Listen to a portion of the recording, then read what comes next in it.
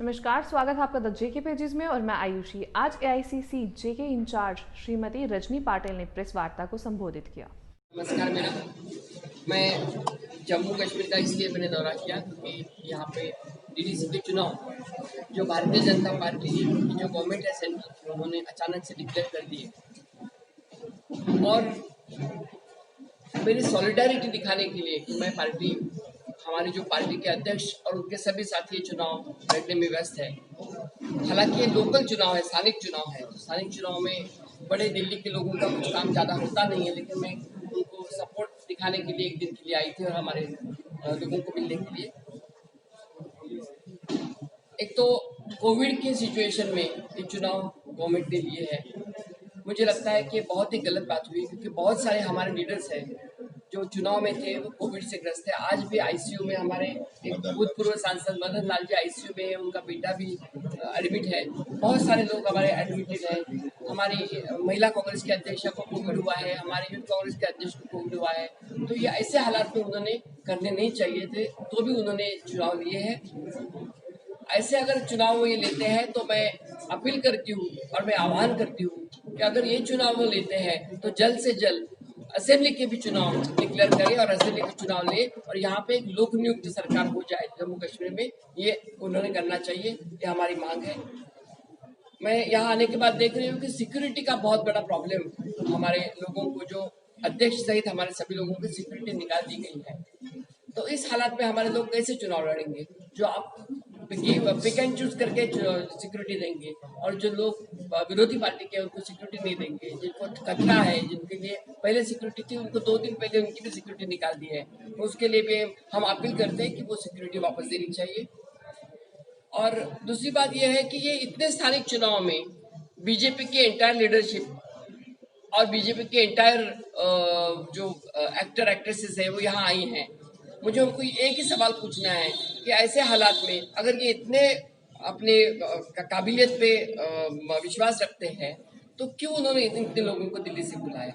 क्यों अपने लोगों को नहीं चुनाव लड़ने दिया, लोकल लोगों को? क्योंकि ये तो चुनाव लोकल है, यहाँ पे उनको किसी के आने की जरूरत नहीं थी। और मुझे दूसरा भी एक बात लगता है कि जो बात हम बार बार बोल रहे हैं कि स्टेटहुड देने की, जो कांग्रेस की हमेशा दिल की बात रही है, तो स्टेटहुड देने के लिए बीजेपी ने क्या करना है, सेंट्रल गवर्नमेंट ने इसके लिए क्या किया है, वो भी अभी इस चुनाव के उपलक्ष्य में उन्हें बोलना चाहिए, एक्सप्लेन करना चाहिए। इस प्रदेश की मांग है कि जो 3 मुद्दे कांग्रेस ने उठाए हैं कि हमारा स्टेटहुड वापस करिए, प्रदेश तत्व में बहाल कीजिए, जो यूटी में बदला है वो हमें चाहिए, हमारे लोगों को रोजगार है वो रोजगार छीनने नहीं जाने चाहिए। इसलिए आप लॉफुली क्या करते हैं, जो हमारे साथ वाले हिमाचल में हो रहा है 118 आर्टिकल के अनुसार वहां पे जमीन कोई नहीं ले सकता है, जमीन का अधिकार वापस दे दे और हमारे लोगों की नौकरियां, बेरोजगारों को नौकरियां यही मिले, लोकल लोगों को। ये हमारी 3 मांगों के लिए बीजेपी ने अपना जो स्टैंड है वो क्लियर करना चाहिए, ये हमारा कहना है।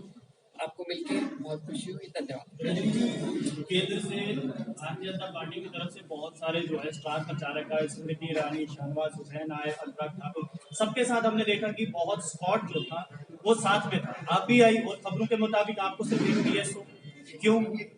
अभी हम ये सवाल आपने उनको पूछना चाहिए, हम कैसे बताएं? ऐसा तो नहीं कि जिन जिन दूर दराज इलाकों में अगर आप भी जाना चाहें वहां पर जाना पाए?